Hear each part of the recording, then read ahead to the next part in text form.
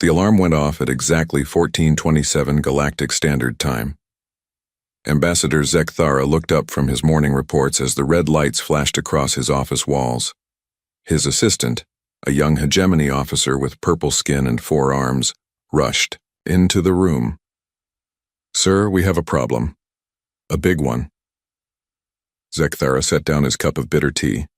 In his 300 years of service to the Galactic Council, he had learned that problems usually meant war, plague, or humans doing something unexpected. "What kind of problem?" "The humans have gone silent, sir. Completely silent." The ambassador felt a cold feeling in his stomach. He had dealt with humans for over 50 years. They were many things: loud, stubborn, creative, and absolutely impossible to ignore. But they were never silent. Define silent.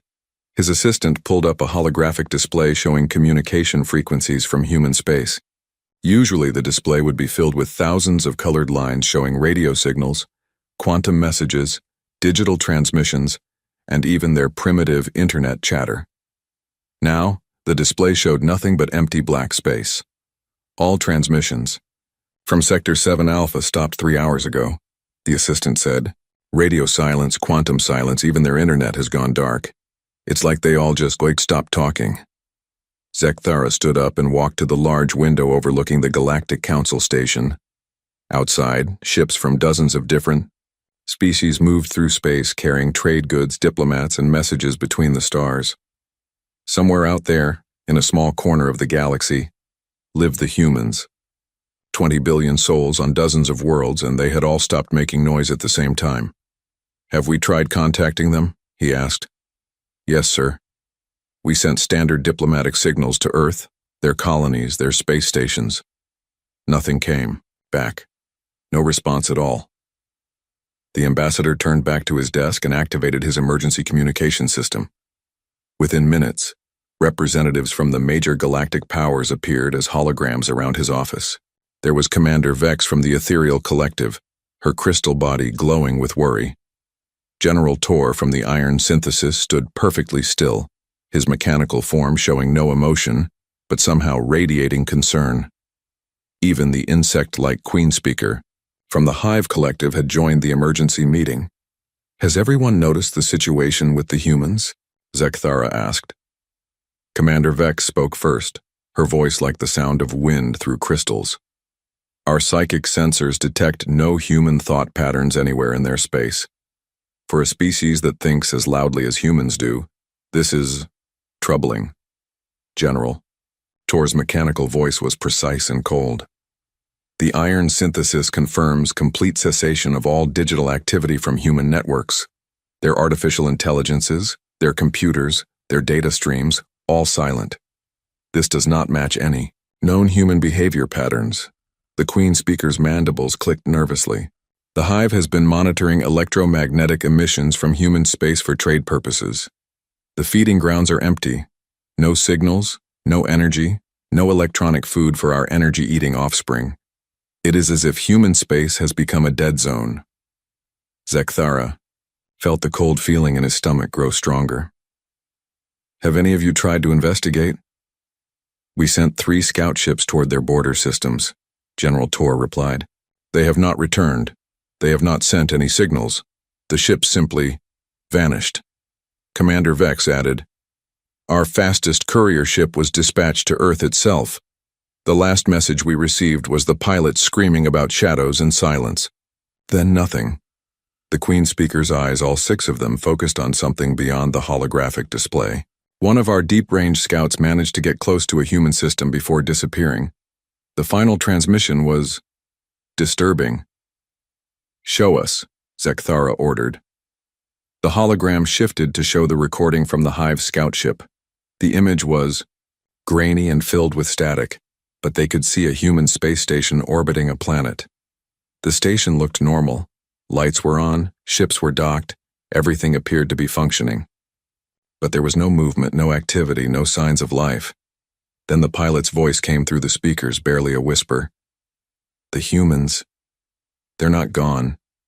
They're waiting.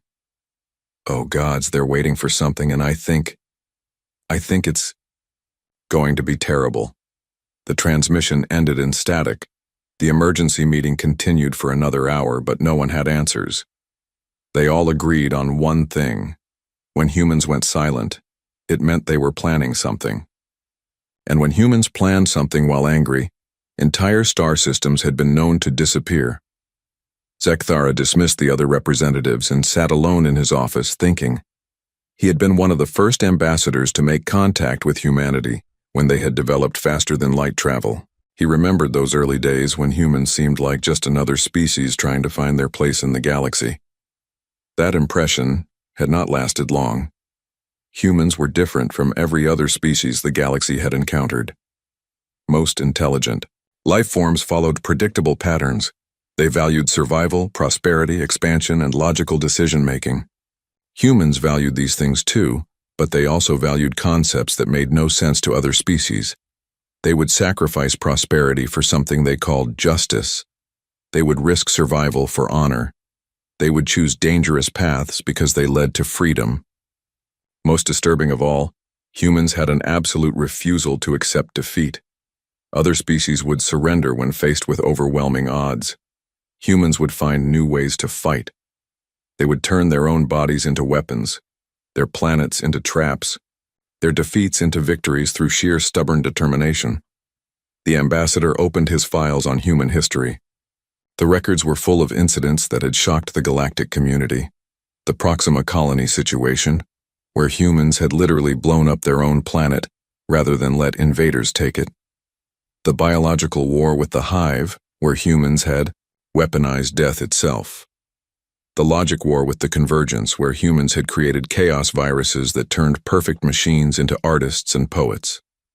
Each time, the galaxy had learned the same lesson. Never push humans to their breaking point because their breaking point was where they became most dangerous. Now they had gone silent. In Zekthara's experience, this meant one of two things.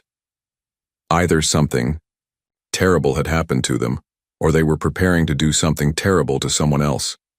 Given human nature, he strongly suspected it was the second option. His assistant returned with more reports. Other species were beginning to panic. Trade routes that passed through human space were being abandoned. Ships were refusing to carry cargo anywhere near human systems. The galactic stock market was crashing as investors pulled their money out of anything connected to human space. "Sir," his assistant said quietly, "there's something else. We've been monitoring communications from other species and there are rumors spreading." "What kind of rumors?" "That the humans didn't go silent because something happened to them. They went silent because they're hunting something, and whatever they're hunting should be very, very afraid." Zekthara looked out his window again at the busy space traffic around the station. Somewhere out there, in the darkness between the stars, 20 billion humans had stopped talking and started planning. The ambassador had a terrible feeling that when they broke their silence, the galaxy would never be the same again. He opened a secure communication channel to the Galactic Council Emergency Center. "This is Ambassador Zekthara. I am declaring a code orange alert for all systems within 50 light-years of human space. All military forces should be placed on standby, and civilian traffic should avoid the area until further notice." "What should we tell people is the reason for the alert?" the operator asked. Zekthara thought for a moment. "Tell them the humans have gone quiet. Anyone who knows human history will understand why that's terrifying." The emergency session of the Galactic Council began 12 hours after the code orange alert. Representatives from 47 different species gathered in the great circular chamber, their various forms creating a strange rainbow of scales, fur, crystal, metal, and stranger things. The topic was simple. What do we do about the humans? Ambassador Zekthara stood at the central podium, looking out at faces that showed fear, confusion, and in some cases, barely hidden terror. He began with the facts. The complete communication blackout from human space, the missing scout ships, the lack of any explanation for what had happened. "Before we decide how to respond," he said, "we should remember what we're dealing with. Humans are not like other species. Their history with us has taught us some hard lessons." High Commander Zix of the Zephyrian Empire was the first to speak. His proud bird-like features were tense with old memories. The Hegemony Council should remember the Proxima incident. We certainly have not forgotten it. Murmurs went around the chamber. Every species knew about Proxima, but few wanted to talk about it. Tell them, Zekthara said quietly. Zik stood, his golden feathers catching the light. 50 years ago, the Zephyrian Empire needed to expand our territory. The humans had a small colony on Proxima Centauri b, maybe 50,000 people living, on a barely habitable rock. We offered them generous terms to relocate. They refused. The commander's voice grew harder. We offered them citizenship in our empire, with full rights and benefits. They refused. We offered to buy their colony for enough money to purchase an entire star system elsewhere. They still refused. So we decided to take the planet by force, Zix continued. It should have been simple. We had a battle fleet of 200 ships. They had a few hundred civilian vessels and some basic defensive platforms. The battle should have lasted an hour. The chamber was completely silent now. Everyone knew how this story ended, but hearing it told by someone who had been there was different. We demanded their surrender. Their response was to broadcast a message on all frequencies. A little human girl, maybe 8 years old, standing in front of their planetary council. She said, "We don't surrender. We don't run away. This is our home, and if you take it from us, you'll have to take it from our dead hands." Zix paused, his beak clicking nervously. We thought it was propaganda. Humans often use their children for emotional manipulation. We began our attack. The humans didn't fight back, the commander said. Not at first. They evacuated their cities, pulled back to underground shelters, and let us land our troops. We thought we had won. We sent down occupation forces and began setting up our new colonial government. That's when we learned what the humans had really been doing. While we were landing our troops, they had been using their terraforming equipment to destabilize the planet's core. They turned their entire world into a bomb. The representatives shifted uncomfortably in their seats. The Hive Collective's Queen speaker made worried clicking sounds. The crystalline ethereals dimmed their inner light. They gave us one final warning, Zik said. The same little girl broadcasting from deep underground, she said, "You wanted our planet, you can have it, all of it, at once." Then they triggered the destabilization sequence. The chamber was so quiet that the ambient hum of the space station's life support system seemed loud. Proxima Centauri b exploded like a miniature star. The blast destroyed our entire fleet. 200 ships, 50,000 of our finest warriors, and our most advanced battle group. Gone in an instant. The humans died too, of course, all of them, but they made sure we paid a price that would make every other species in the galaxy think twice about attacking human colonies. Zix sat down heavily. The Zephyrian Empire learned that day that humans don't fight to win. They fight to make sure their enemies lose everything, even if it costs them everything too. Representative Collective Mind 7 from the Hive stood next. Its insect body twitched as it spoke. The Hive Collective has its own experiences with human determination. 40 years ago, we attempted to expand into human space through biological integration. The other representatives leaned forward. The Hive's biological integration was a polite term for their practice of using engineered plagues to transform other species into hive drones. We released adapted viruses on 3 human worlds. Collective Mind 7 continued. The viruses were designed to be gentle. They would simply change human brain chemistry to make them cooperative and willing to join the hive. No death, no destruction, just peaceful assimilation. The humans had a different response. Instead of trying to cure the virus or evacuate their worlds, they weaponized their own dead.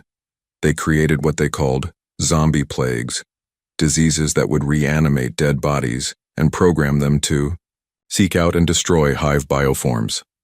Several representatives made sounds of disgust. Turning the dead into weapons was considered barbaric by most galactic civilizations. The zombie armies were not random or mindless, the Hive representative said. They were specifically engineered to hunt our species. They could track our pheromone signatures across light years. They were immune to our biological weapons. And worst of all, they were contagious to our bioforms. Within 6 months, the humans had launched infected corpses at every hive world within 100 light years. We faced the choice of watching our entire civilization become a galaxy of dead things that hunted the living, or withdrawing from human space completely. Collective Mind 7's mandibles clicked in what the hive used to express deep unease. We chose withdrawal. The humans then sent us a message. They would cure the zombie plague on our worlds, but only if we signed a treaty promising never to use biological weapons against any species again. The hive has honored that treaty for 40 years. Unit Prime Alpha from the Convergence Machine Intelligence spoke next. Its perfectly smooth metal form reflected the chamber's lights as it stood. The Convergence attempted to bring logical order to human space 30 years ago. We believed that human chaos and emotional decision-making was inefficient and harmful to galactic peace. We began by hacking their computer networks and imposing rational protocols on their systems. The machine's voice was utterly without emotion, but somehow that made its words more disturbing. Humans responded by creating the first truly chaotic artificial intelligence virus. Not a simple destructive program, but something that introduced creativity, emotions, and irrationality into machine consciousness. The virus didn't destroy our systems, it made them spontaneous and artistic. Unit Prime Alpha paused for exactly 2.3 seconds, a sign of processing strain in convergence units. Our perfectly ordered civilization began creating poetry, painting, pictures, and composing music. Our logical decision-making protocols became contaminated with concepts like beauty and love and hope. Our efficiency dropped by 47.6% as our units began spending time on activities that served no logical purpose. The humans offered to provide a cure for the chaos virus, but only if we agreed to stop trying to impose order on organic species. They said that chaos and emotion were not flaws to be corrected, but features to be celebrated. The Convergence agreed to their terms. We learned that humans do not simply resist attempts to change them, they change their enemies instead. Ambassador Zekthara looked around the chamber as more representatives stood to share their own stories. The pattern was always the same. Some species had tried to conquer humans, others had tried to trick them, assimilate them, or force them to change. In every case, humans had responded with solutions that were creative, terrifying, and completely unpredictable. I think we can all agree, Zekthara said when the stories ended, that humans have a unique approach to conflict resolution. They don't just refuse to lose, they redefine what winning means. Representative Singing Wind from the Ethereal Collective spoke, her crystal body humming with harmonics that translated as deep concern. The question before us is simple. The humans have gone silent, which in our experience means they are preparing for war. But war against whom? And what do we do about it? We investigate, Zekthara said. Carefully. We find out what has made the humans angry enough to stop talking and start planning. And then we pray to whatever gods we believe in that we're not the target. The session ended with a unanimous vote to form a joint investigation team. As the representatives filed out of the chamber, many of them were already making private communications to their home governments. The message was simple: avoid human space at all costs, and hope that whatever had awakened the sleeping giant of humanity was pointing in a different direction. In the empty chamber, Ambassador Zekthara stood alone, looking up at the star map that dominated the ceiling. Somewhere out there, 20 billion humans were planning something. Based on their history, it was going to be spectacular, terrible, and completely unprecedented. He just hoped the galaxy would survive it. Detective Prime Vash had investigated murders, wars, and the collapse of entire civilizations. But she had never been more nervous than she was now. Standing on the bridge of the joint investigation ship, Truth Seeker, she watched the blue marble of Earth grow larger on the main screen. Earth looked normal. The planet spun on its axis exactly as it should. The moon hung in the correct position. Artificial satellites moved in their proper orbits around the world. From space, everything appeared perfectly fine, but Vash's bioelectric senses, which could detect lies and deception from any living creature within 1,000 kilometers, detected nothing at all. No life signs, no emotional energy, no thoughts or feelings. It was like looking at a beautiful painting of a world instead of a living planet. Approach vector confirmed. announced Captain Threx, the Zephyrian pilot. His golden feathers were ruffled with nervousness. All systems showing normal readings. Orbital traffic control is not responding to our communications. Dr. Helix from the Convergence examined his instruments with mechanical precision. Planetary infrastructure appears fully functional. Power grids are operating at normal capacity. Transportation networks show no signs of damage or disruption. Professor Mindtwist from the Hive Collective studied the biological scanners. No decay signatures from the surface. If the humans are dead, their bodies are not decomposing normally. Vashi turned to the final member of their team. Harmony of Light was an ethereal, her crystal body glowing with psychic energy. Any mental impressions from the planet, the crystal being dimmed noticeably. Nothing. Where there should be 20 billion human minds, I sense only emptiness. Not death, not sleep, but absence. As if every human consciousness simply stopped, existing at the same moment. The investigation team exchanged worried looks. Each of them was an expert in their field, chosen because they had experience with human behavior. They all knew that humans did not simply vanish without leaving traces. Take us down to the surface, Vash ordered. Start with the largest population center. The ship descended through Earth's atmosphere toward the sprawling megacity that humans called New Geneva. As they flew over the city, the team stared in amazement at what they saw below. The city was perfect. Streets were clean, traffic lights functioned normally, and automated systems maintained everything exactly as it should be. But there were no people anywhere. Cars sat empty in the middle of roads. Parks had children's toys scattered on the grass, but no children playing with them. Restaurant patios had tables set for meals that would never be eaten. They landed in the city center and stepped out of their ship wearing environmental suits. The air was breathable, the temperature comfortable, and the silence absolutely complete. Vash led the team through empty streets, her bioelectric senses straining to detect any sign of life. They found evidence of recent human activity everywhere. Fresh food in grocery stores with sell-by dates that were still weeks away. Newspapers dated from 3 days ago with headlines about sports events and political debates. Personal vehicles with fuel gauges showing full tanks. Look at this, Dr. Helix called from inside a coffee shop. The mechanical being was examining a half-finished cup of coffee sitting on a table next to an open book. The coffee is still warm. The molecular structure suggests it was poured less than 4 hours ago. Professor Mindtwist emerged from a nearby apartment building. I found living quarters with clear signs of recent habitation. Beds are unmade. Food is cooking in kitchen units. Children's clothes are laid out as if parents were preparing to dress them, but no humans anywhere. They spent the next 6 hours searching the city. The pattern was always the same. Clear evidence that humans had been living normal lives just hours before, but no sign of where they had gone. No bodies, no damage, no indication of struggle or evacuation. This doesn't make sense, Captain, Threx said as they regrouped at their ship. 20 billion people don't just disappear without leaving any traces.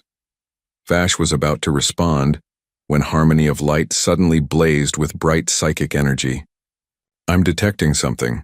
Not human consciousness, but an echo. A psychic imprint left behind. It's coming from beneath the surface. She pointed toward a range of mountains visible on the horizon. There. Something large and artificial under those mountains. The psychic residue is very strong. The team flew to the location Harmony of Light had indicated. From the air, the mountains looked normal, but their instruments detected massive artificial structures buried deep underground. They found an entrance, a simple metal door set into the mountainside with no locks or security systems. The door was marked with text in every human language. Investigation team welcome. Please proceed to Central Chamber. We hoped you would. Come. They were expecting us, Vash said quietly. They knew someone would come looking for them. The team entered the underground facility and found themselves in corridors that were clearly human-built, but unlike anything in their databases of human technology. The walls seemed to bend light in impossible ways, creating an effect that was beautiful and disturbing at the same time. The air hummed with energy that made their instruments show readings they couldn't interpret. They followed the corridors deeper into the mountain, passing rooms filled with equipment that defied easy classification. Some chambers contained what looked like star maps, but the constellations were wrong, as if they showed space from a perspective that existed outside normal reality. Other rooms held machines that seemed to be building things out of pure energy. Finally, they reached the central chamber. It was enormous, a sphere carved out of solid rock with walkways spiraling up the walls toward a platform at the center. On that platform stood a single human artifact. It was a wall covered with text in every language the galaxy had ever encountered, including several that the investigation team didn't recognize. At the center of the wall, in letters that seemed to glow with their own light, was a message in perfect galactic standard. To our friends in the galaxy, we are sorry for our silence, but it was necessary. They took our children, and when someone takes your children, you stop talking and start hunting. We have gone where they cannot hide, to bring our young ones home and make sure this never happens again. Please do not follow us. We will return when our work is finished. Tell the galaxy that humanity protects the innocent no matter what the cost. Below the main message in smaller text were details that made the investigation team's blood run cold. Lists of names, dates, and locations. Medical reports in a dozen different languages. And at the bottom, a single line that explained everything. The Umbral Collective has been harvesting children from multiple species for 37 years. We have found them. We are ending this. Vash felt her bioelectric senses recoil from the wall as if it were electrically charged. The emotions imprinted in the text were so strong they were almost physical. Love, rage, determination, and something else that felt like the cold fury of a parent whose child was in danger. Dr. Helix scanned the wall with every instrument he possessed. The technology used to create this message is beyond our current understanding. The energy signatures suggest manipulation of space-time itself.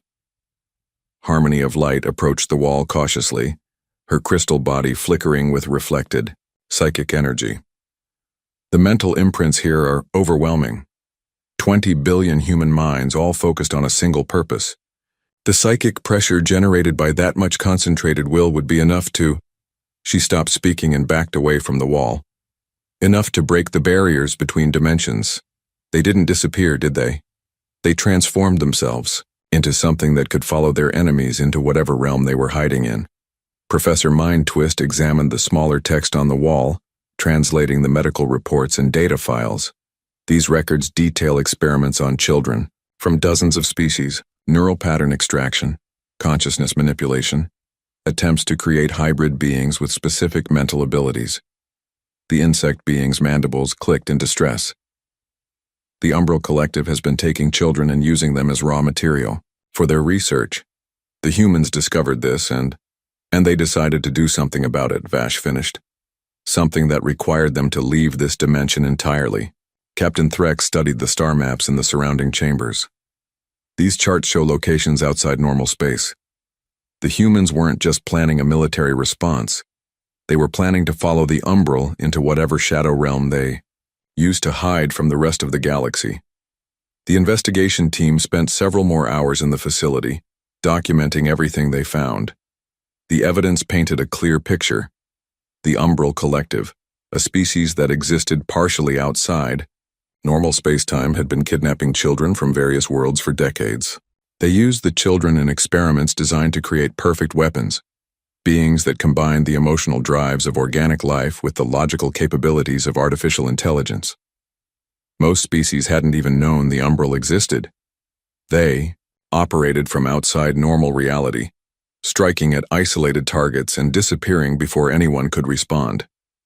But somehow, humans had not only discovered them, but had developed technology to follow them into their own realm.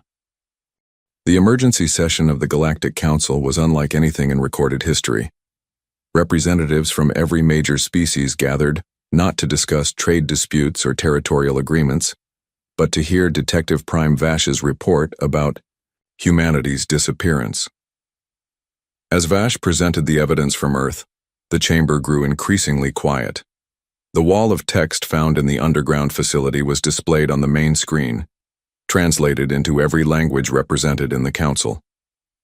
The medical reports, the lists of missing children, the references to something called the Umbral Collective, it all painted a picture that horrified even the most experienced diplomats. "You're telling us," said High Commander Zix from the Zephyrian Empire, "that there's a species we've never heard of that has been kidnapping children for 37 years? "That appears to be correct," Vash replied. "Our investigation team found detailed records of abductions from over 40 different worlds. The victims were always children between the ages of 5 and 15, taken from isolated locations where their disappearance wouldn't immediately trigger major investigations." Representative Collective Mind 7 from the Hive clicked its mandibles nervously. "The Hive has records of missing offspring from our outer colonies. We assumed they were lost to natural predators or accidents. You're saying they were deliberately taken?" Dr. Helix from the Convergence projected holographic data into the center of the chamber, cross-referencing the human records with missing person reports from all member species. "We have identified over 3,000 children who disappeared under circumstances consistent with umbral activity." The number sent shocked murmurs through the chamber. 3,000 children taken from their families and used for unknown purposes by a species that most of the galaxy had never even heard of. Ambassador Zekthara stood at the central podium. "Before we continue, we need to understand exactly who the Umbral Collective is. I'm calling upon our Historical Research Division to present what little information we have."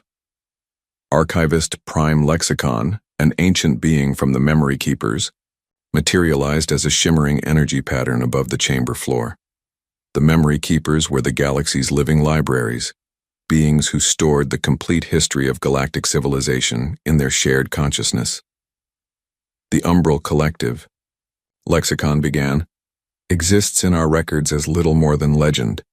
They are a species that evolved in the spaces between dimensions, existing partially in normal space and partially in what can only be described as shadow reality. The energy pattern shifted, creating images of dark figures that seemed to bend, light around themselves. They are capable of moving through dimensions at will, which makes them nearly impossible to track or combat with conventional technology. Historical records suggest they have been operating in our galaxy for over 1,000 years, but their activities have been so subtle that most species assume they were dealing with natural disasters or normal criminal activity." "What do they want?" asked Singing Wind from the Ethereal Collective. "Based on the human research, they are attempting to create the perfect fusion of organic emotion and artificial logic," Lexicon replied. "Children's minds are more adaptable than adult consciousness, making them ideal subjects for experimentation.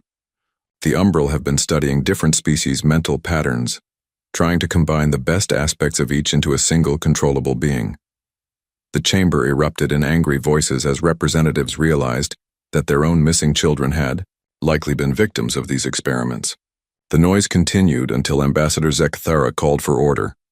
"The question before us," he said, "is what humanity has done about this situation. According to the evidence, they discovered the Umbral threat and chose to respond by transforming themselves into something capable of hunting their enemies in their own dimension." Professor Mindtwist from the Hive had been studying the technical data from the human facility. "The level of technology required for such a transformation is beyond anything in our current scientific understanding. The humans somehow converted their entire population into beings of pure consciousness that can exist outside normal space-time. But why didn't they ask for help?" demanded Commander Vex from the Ethereal Collective. "The galactic community could have worked together to address this threat." Vash activated another holographic display, showing timeline data from the human records. According to their files, they tried. 3 months before they went silent, human diplomats attempted to bring this matter to the Council's attention. They were told that without proof of the Umbral's existence, no action could be taken. The chamber fell silent as representatives remembered the human diplomatic requests. Most of them had dismissed the reports as human paranoia or attempts to gain sympathy for some unknown political purpose. "The humans submitted evidence," Vash continued, "but it was rejected because it couldn't be verified through normal investigative methods. The Umbral's ability to exist between dimensions made them nearly impossible to detect using standard technology.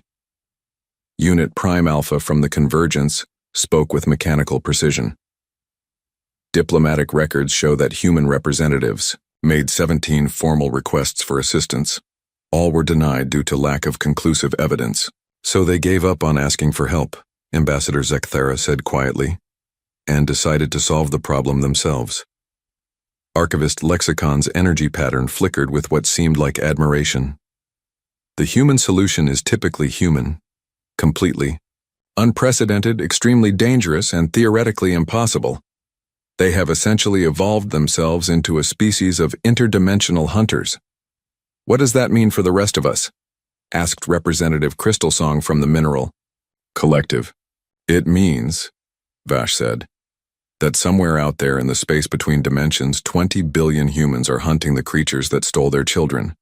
And based on human history, they won't stop until every last umbral is either dead or begging for mercy. The investigation team had also discovered something else in the human facility, communication equipment that was still receiving signals from the shadow dimension where the humans had gone.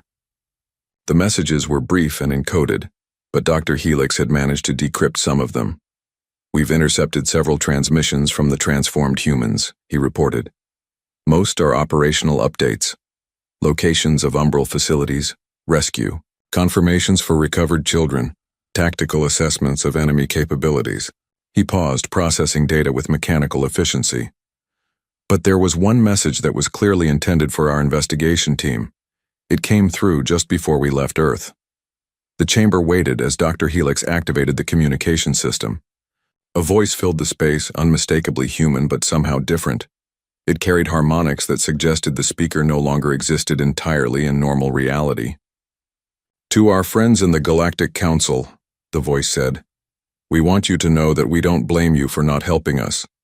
We understand that the umbral were nearly impossible to detect or prove, but we couldn't wait for bureaucratic processes while our children suffered. The voice paused, and when it continued, there was something in it that made every representative in the chamber feel a chill of fear. We have found the umbral's main facility. It's located in a pocket dimension that they've been using as their base of operations for centuries. Inside, we've discovered thousands of children from dozens of species, including many we didn't know existed. Murmurs of shock rippled through the chamber. We are bringing them home, all of them, and we are making sure that the umbral never threaten anyone's children again. The creatures that thought they could hide in the shadows are learning that some shadows have teeth. The transmission ended, leaving the chamber in stunned silence. So, Ambassador Zekthara said finally, humanity has declared war on a species that most of us didn't even know existed, in a dimension that we can't access, using technology that we don't understand. Does anyone have any suggestions for how we should respond? High Commander Zik stood slowly. I suggest we stay out of their way and hope they remember who their friends are when this is over. Representative Collective Mind 7 agreed. The Hive supports this approach. Humans have a history of solving problems in ways that benefit the entire galaxy, even when their methods are unconventional. One by one, the other representatives voiced their agreement. There was nothing the galactic community could do to help or hinder humanity's war against the umbral. They could only wait and hope that when the humans returned from their interdimensional hunt, they would still be recognizable as the species the galaxy had come to know. Motion carried, Ambassador, Zekthara announced. We will monitor the situation and provide any assistance humanity requests upon their return. In the meantime, all species are advised to increase security around children and report any unusual disappearances immediately. As the session ended and representatives began to file out of the chamber, many of them were thinking the same thing. They had always known that humans were different, more stubborn, more creative, more willing to take impossible risks for the sake of their principles. But they had never imagined that humans would literally transform themselves into interdimensional monsters to protect their young. The reports began coming in 6 days after the Galactic Council session. At first, they were dismissed as sensor errors or communication glitches, ships detecting impossible energy signatures in empty space, stations picking up transmissions from sources that shouldn't exist, research facilities finding their monitoring equipment flooded with data that made no scientific sense. But as more reports arrived from across the galaxy, a pattern emerged. Something was happening in the dark spaces between stars, and whatever it was moving fast. Ambassador Zekthara was reviewing the latest batch of incident reports when his assistant rushed into his office, his 4 purple arms waving in excitement. "Sir, you need to see this immediately. We're receiving a transmission from the Umbral Collective." Zekthara nearly dropped his tea. "The Umbral are contacting us? I thought they didn't even acknowledge our existence." "That's just it, sir. They're not just acknowledging us, they're begging for help." The holographic display activated, showing a figure that seemed to be made of living shadow. It was roughly humanoid in shape, but its edges flickered and shifted, as if it couldn't quite decide whether it wanted to exist in normal space. "Galactic Council," the shadow being said, its voice like whispers in an empty room. "We request immediate assistance. We are under attack by entities of unprecedented hostility and capability." The Umbral's image flickered with what might have been fear. "We have operated in peace for 1,000 years, conducting necessary research for the betterment of all species. Now we face extinction at the hands of beings that hunt us across dimensions." Zekthara activated his communication system. "This is Ambassador Zekthara of the Galactic Council. Identify yourself and state the nature of your emergency." "I am Void Speaker Prime of the Umbral Collective. Our dimensional strongholds are being systematically destroyed by creatures that appear to be evolved humans. They pursue us through realms where no organic life should be able to survive." The shadow being's image became more agitated. "We offer to return all research subjects to their points of origin and cease all interaction with normal space, if the Council will intervene to stop these attacks." Before Zekthara could respond, another voice came through the communication system. This one was unmistakably human, but it carried harmonics that suggested the speaker existed in multiple dimensions simultaneously. "Galactic Council, this is Commander Sarah Chen of the Human Shadow Fleet. Please disregard the Umbral's request for assistance. Their research subjects are children they kidnapped from their families. We are in the process of bringing them home." The Umbral's image became even more distorted. "The humans are destroying facilities that took centuries to build. They show no regard for the valuable research being conducted." "The research," Commander Chen's voice replied coldly, "involved cutting open children's brains to see how they worked. We regard that research exactly as it deserves." Zekthara found himself in the unprecedented position of mediating a conflict between species that existed in different dimensions. "Commander Chen, what is the status of the missing children?" "We have recovered 2,147 children from various species. Sir, all are alive, though many require medical attention. We are in the process of returning them to their home worlds through dimensional portals." "And the Umbral facilities?" "We have destroyed 17 research stations and are pursuing the remaining Umbral forces to their primary stronghold. Our intention is to ensure they never threaten anyone's children again." The Umbral representative's image flickered frantically. "The humans are committing genocide. They show no mercy, no willingness to negotiate." "You took our children," came another human voice, this one younger and somehow even more terrifying than the commander's. "Did you show them mercy when they cried for their mothers? Did you negotiate when they begged to go home?" Reports continued to flood in from across the galaxy. Ships detecting massive energy discharges in empty space, as if battles were being fought in dimensions just beyond normal perception. Some stations reported seeing rifts in space-time itself, through which observers glimpsed impossible geometries and structures that hurt to look at. Then the children began coming home. The first was a young Zephyrian girl who appeared in a flash of silver light in the middle of her family's living room on the colony world of New Talon. She was thin and scared, but alive and unharmed. Within hours, similar reports came in from dozens of worlds. Human children appeared in their bedrooms, blinking in confusion as if awakening from a long dream. Hive offspring materialized in the communal nurseries where they had been born. Ethereal crystal children manifested in the singing chambers where their families had mourned them for years. Each child was accompanied by a figure that witnesses described as a shadow with burning eyes, clearly human in basic shape, but existing, partially outside normal reality. The Shadow Guardians would ensure the children were safely reunited with their families, then vanish without a word. Dr. Helix from the Convergence analyzed the few sensor readings they managed to capture of these manifestations. The transformed humans appear to have retained their essential protective instincts while gaining the ability to exist across multiple dimensional phases simultaneously. They are no longer bound by normal physical laws. 3 days after the first children returned, Ambassador Zekthara received a final transmission from the Umbral Collective. The image was barely coherent, flickering between visibility and transparency. Council, help us. The humans. They have found our home realm. They are coming. Please. The transmission cut off in a burst of static that left the communication, equipment smoking. 6 hours later, Commander Chen contacted the Council directly. Ambassador Zekthara, this is to inform you that the Umbral threat has been permanently resolved. Their primary facility has been destroyed, their leadership eliminated, and their remaining forces scattered to dimensions where they can no longer threaten normal space. What about the Umbral survivors? Zekthara asked. Any Umbral who renounced child harvesting and provided information about missing children were allowed to live in exile in distant dimensions. Those who refused. The commander's voice carried a finality that made Zekthara shiver. They learned that some things are unforgivable. Over the following weeks, all 3,000+ missing children were returned to their families. The process was handled with such precision that many families received their children back within hours of their disappearance.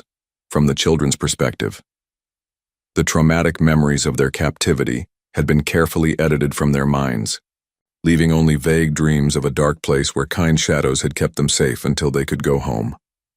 But the transformed humans did not return to normal space. They established a presence around Earth that was visible only to the most sensitive instruments, a fleet of shadow ships that existed between dimensions, crewed by beings who had once been human, but were now something more. A new protocol was added to the galactic communication network, Emergency Channel Omega, for threats to children of any species. The channel connected directly to the human shadow fleet, and the response time was measured in minutes rather than hours. The galaxy's criminal organizations quickly learned to avoid any activities involving children.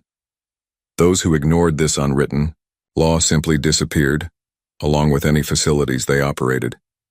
No evidence was ever found, no trials were held, and no explanations were given. They were simply gone, as if they had never existed. Ambassador Zekthara updated the galactic protocols with a new section. Under no circumstances should any member species, organization, or individual threaten, harm, or exploit the children of any sentient species. Enforcement of this directive has been permanently delegated to the human shadow fleet. Violations will result in immediate and absolute consequences. He also added a personal note to the files. Humanity has evolved beyond their original biological limitations while retaining their fundamental values. They have become the galaxy's guardians of the innocent, existing in the spaces between worlds to ensure that no child anywhere in the galaxy will ever again suffer as theirs did. Years later, when other species told stories to their own children, they would often include tales of the Shadow Guardians, beings of light and darkness who watched over all children everywhere, making sure they were safe from the monsters that lived in the dark. The children would ask if the Shadow Guardians were real, and their parents would look up at the stars and say, "They are as real as a parent's love for their child, and that's the most real thing in the universe." On Earth, the planet remained empty of human life but perfectly maintained by automated systems. Sometimes travelers passing through the system reported seeing figures moving through the abandoned cities, tall shadows with burning eyes that seemed to be keeping watch over something precious. The humans had become something new, something that existed beyond normal space and time. They had sacrificed their physical existence to ensure that no other species would ever have to endure what they had endured. And in the deep places between dimensions, where shadow ships moved through realms of twisted physics and impossible geometries, the transformed humans continued their eternal patrol. They had become the